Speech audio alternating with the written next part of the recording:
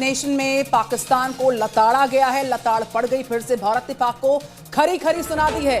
पाकिस्तान एक असफल राष्ट्र भारत की तरफ से कहा गया। यहाँ पर भारत द्वारा कहा गया कि पाकिस्तान आतंक पर पलने वाला देश है।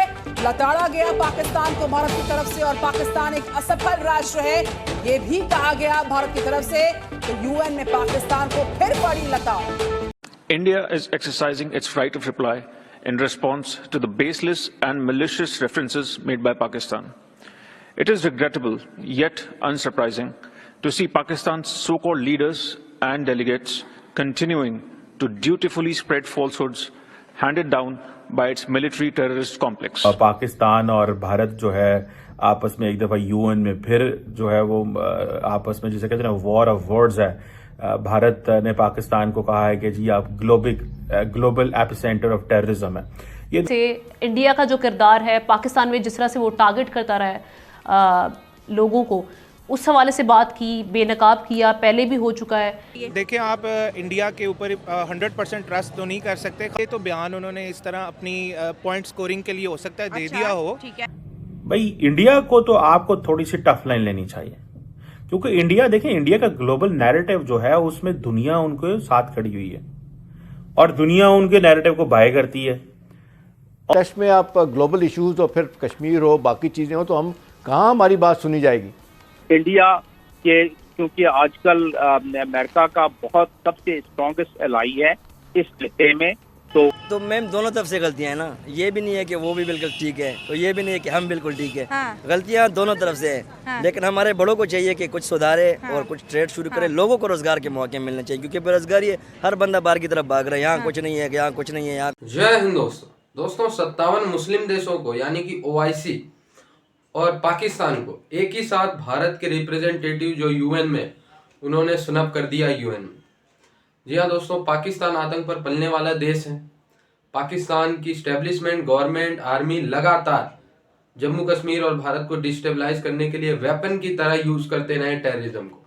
इसलिए आज पाकिस्तान एक फेल्ड स्टेट हो चुका है।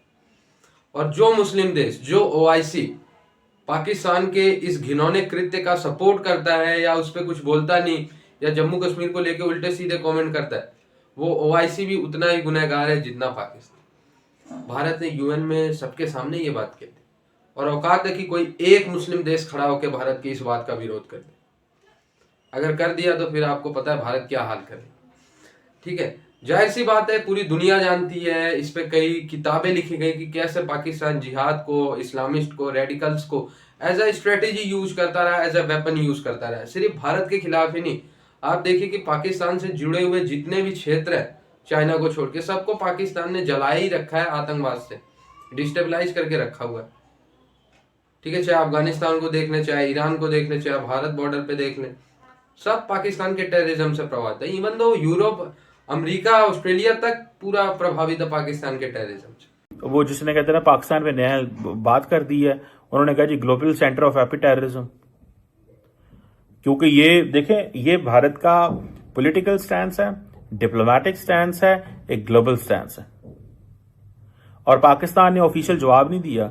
वो दरअसल मेरा ख्याल है Pakistan has left it to the UN. वहां पे हमारे जो एम्बेसडर साहब है मुनीर अकरम साहब, उन पे छोड़ दिया कि मुनीर अकरम साहब ये सारा कुछ करें। ठीक है जी, कि वो सारा कुछ करें, जो करें वो करें, हम कुछ नहीं करेंगे, क्योंकि वहां पे पाकिस्तान में जो वॉर ऑफ वर्ड्स है वो चलती रहती है।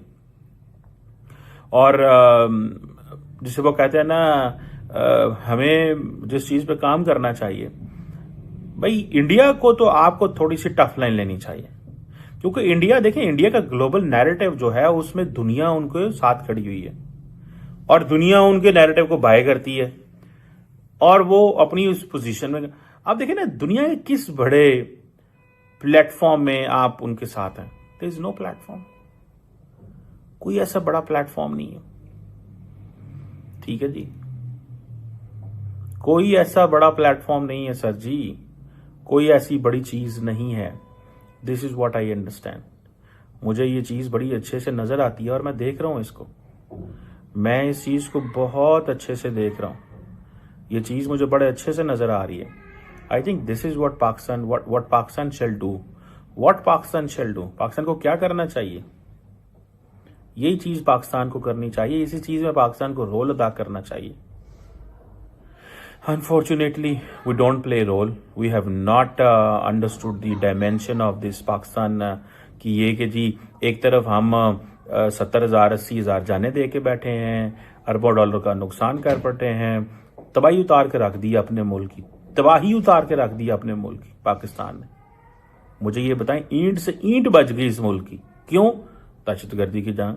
वो कभी बलोच पड़ जाते हैं, कभी इस्लामिक मिलिटेंट पड़ जाते हैं, कभी बलोच मिलिटेंट ऑर्गेनाइजेशन आ गया जी, ये BLA है, BLF है, ये दिस है, ये बजीद ब्रिगेड है, ये गीदड़ ग्रुप है, इधर ग्रुप है, उधर ग्रुप है। मतलब what kind of people we are. हम तो मुतासरीन में से हैं और वो कह रहे हैं कि ये एपिसेंटर। अफगानिस्तान को नहीं वो एपिसेंटर कहते, जहां पे सारी अलकायदा, जहां पे पूरी दुनिया आके अफगानिस्तान में the epicentre of terrorism Pakistan है।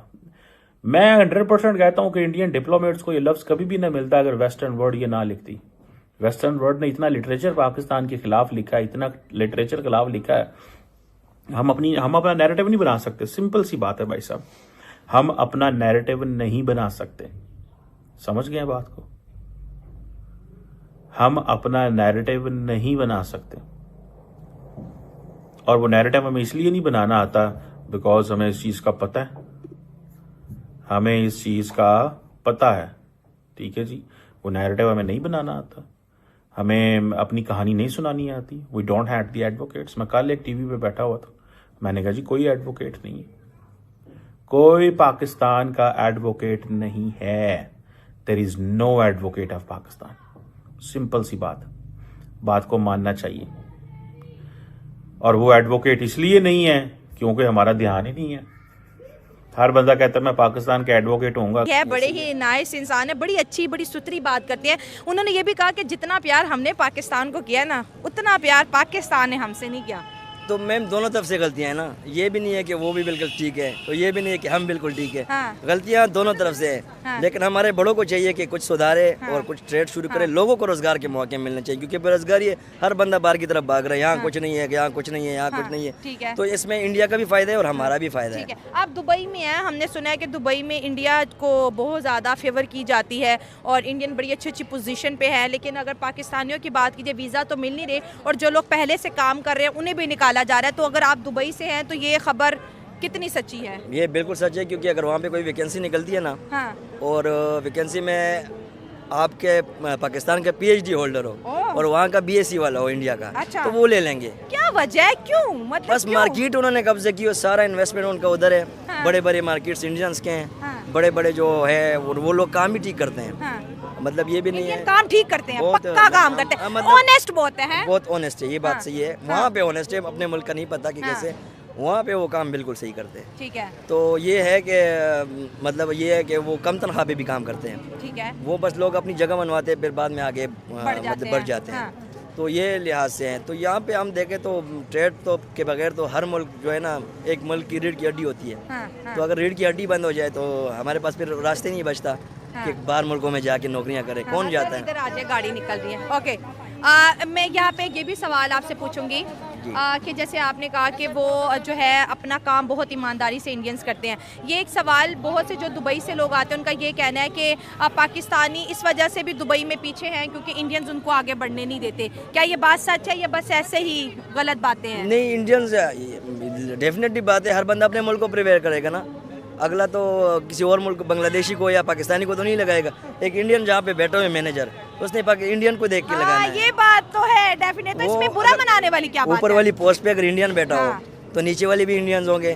बीच में एक दो का चांस लग जाते हैं, पाकिस्तानियों का तो लग जाते हैं। लेकिन हमारे में भी गलतियां हैं। हम लोग वहाँ जाके भीख मांगते हैं, रूल्स को फॉलो नहीं करते हैं, वहाँ पे अपने मुल्क के लिए बदनामी का बायस बनते हैं। तो हमें चाहिए कि वहाँ पे मतलब अपने मुल्क का इमेज बेहतर। हम एक किस्म का, आप अगर मुल्क से बाहर जाते हो, आप अपने मुल्क के एम्बेसडर हो। सही तो बात है। आपको जो लोग देखेंगे, आपकी एक बंदे की वजह से पूरा पाकिस्तान बदनाम होता ऐसे है। ही है, ऐसे है। तो ऐसे ही है। इंडियंस भीख नहीं मांगते, चोरी नहीं करते। नहीं करते, करते होंगे, ये भी नहीं है कि सारे बिल्कुल साफ सुथरे हैं। लेकिन वैसे खबर नहीं आती। ज्यादातर लोग जो है ना, ज्यादातर हैं।